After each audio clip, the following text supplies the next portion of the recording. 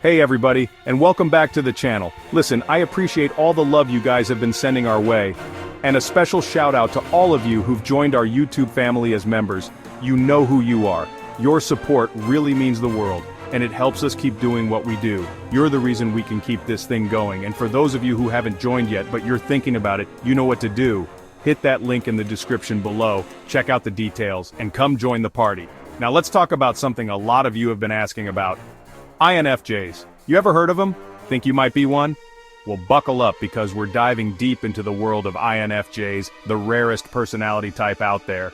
We're talking about less than 2% of the population, folks. These are the folks known for their big hearts, their ability to see right through you, and their incredible knack for understanding people. But remember, this is all based on the Myers-Briggs, which is just a theory, okay? It's not set in stone.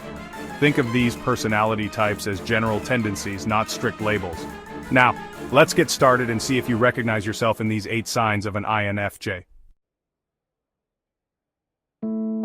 Ever feel like you're speaking a different language than everyone else, like you're on a different frequency? That's a classic INFJ trait. You see, INFJs are all about intuition. They just know things, but they often can't explain how they know it. It's like they've got this internal radar that's always on, picking up signals nobody else can see. And let me tell you, that can be pretty isolating. People might not get you. They might think you're spacey or just plain weird. And that's tough, feeling like you don't quite belong. INFJs, you guys are the ultimate perfectionists. You set the bar high, sky high. It's not just about succeeding, it's about blowing everyone away with your brilliance. You want to knock it out of the park every single time. And you know what? That kind of pressure can be paralyzing. It's like this big weight on your shoulders, making it hard to even get started. So, what happens? You procrastinate. You put things off because the fear of not being perfect is just too much to bear. INFJs, you have this incredible ability to read people like a book. You pick up on the smallest cues, a fleeting expression, a change in tone, body language, stuff most people miss. It's like you have this built-in lie detector, and it's not just about catching someone in a fib. You genuinely want to understand what makes people tick. You're fascinated by the complexities of the human mind. You want to know what's going on beneath the surface.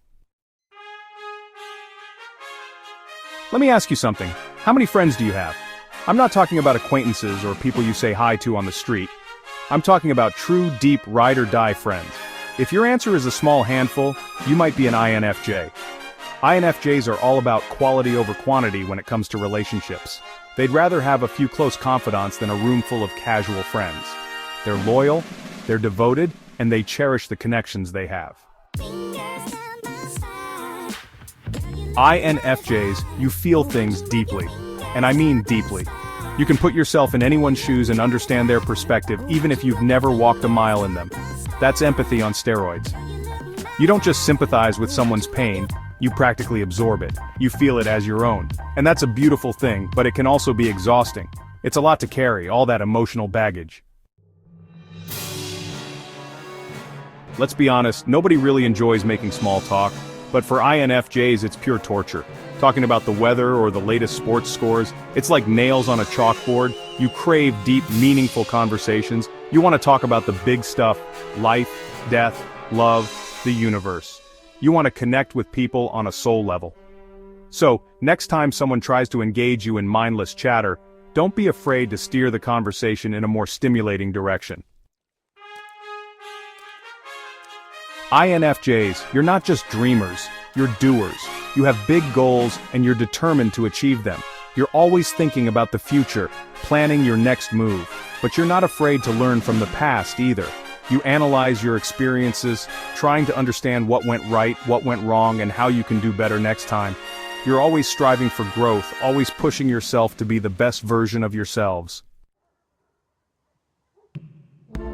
INFJs, you have this incredible capacity for love and compassion. You see the good in everyone even when they don't see it in themselves. And that can be a double-edged sword, because sometimes you're drawn to people who need fixing. You want to heal their wounds, mend their broken wings. But here's the thing, you can't save everyone. And sometimes trying to do so will only leave you feeling drained and depleted. So, how'd you do? Did any of those signs resonate with you? If so, congratulations. You might just be one of the rare and wonderful INFJs out there. Listen, your friends and family are lucky to have you. You bring a unique perspective and a whole lot of heart to the table. You're the kind of person who makes the world a better place, just by being in it. Don't ever underestimate the power of your intuition. It's a gift, even if it makes you feel different sometimes. And remember, it's okay to set boundaries. You can't pour from an empty cup. Take care of yourself too. And if this video helped you understand yourself a little bit better, hit that like button and share it with someone who might need to hear it. As always, the studies and references used in this video are listed in the description below. And don't forget to subscribe and hit that notification bell so you don't miss out on any future videos. Thanks for watching, everybody, and until next time, take care of yourselves and each other.